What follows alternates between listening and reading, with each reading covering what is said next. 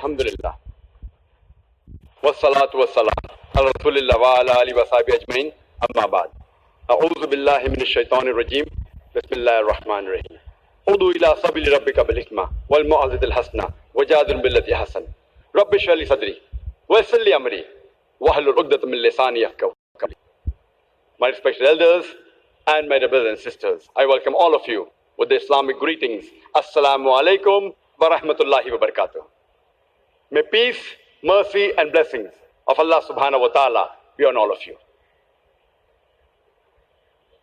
There have been requests since several years that since normally I give a talk for approximately 1 hour to 1.5 hours, and the question and answer session goes for more than 2 to 2.5 hours, there was a request always by people for many years that why don't you have an exclusive only question and answer session so that the audience, at least they are satisfied in quenching their thirst. So on the request and public demand, this year we thought, let's have one evening, at least more than 3 hours, only for question and answer session. So on the request of the various audiences that we have had, this is the first time we'll be having an exclusive question and answer session. And as the coordinator has mentioned, that first we'd like to give chance to the non-Muslims.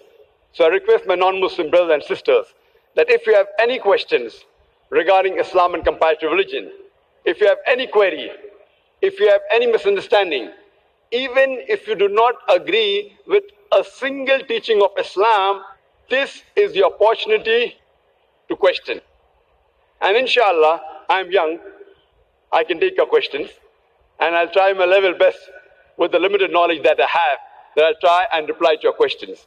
So I request the Muslim brothers and sisters to first give the chance to our non-Muslim brothers and sisters, and after they have quenched their thirst, we would allow the Muslim brothers and sisters. Jazakallah shukran. If the questioners are ready at the mic, we'll start.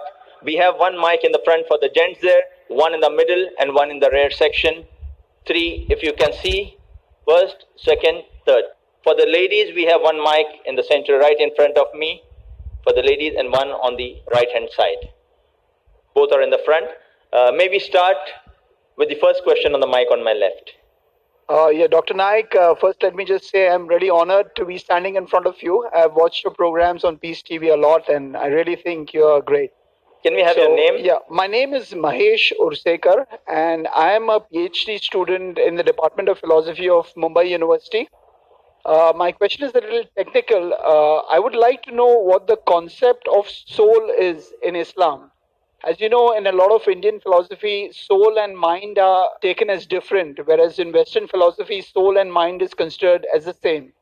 So my first question is, what is the concept of soul in Islam? And the second question is, what is the relationship of the soul to the body?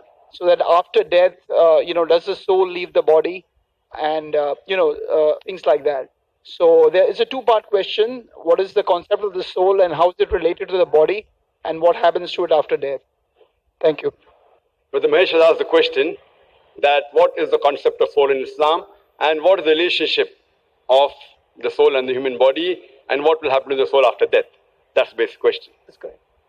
As far as the soul is concerned, the soul is the essence of the human body. The main importance as compared to the other creation of Allah subhanahu wa ta'ala, creation of Almighty God, the major difference in the human being, it is the soul. And it is the essence which will remain even after a person dies, which I'll discuss later on. As far as science is concerned, science does not speak about soul. Science hasn't reached that level where it can decipher what is the exact essence of the soul.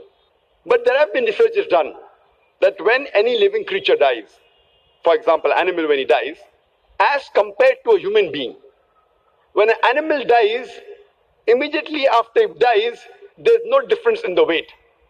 But when we analyze the weight of a human being, the moment he dies and he ceases life, immediately there's loss of weight. That means there is something that the human being is losing the moment he dies. But science hasn't reached that level so far to decipher what exactly is soul. Soul is the essence of the human being.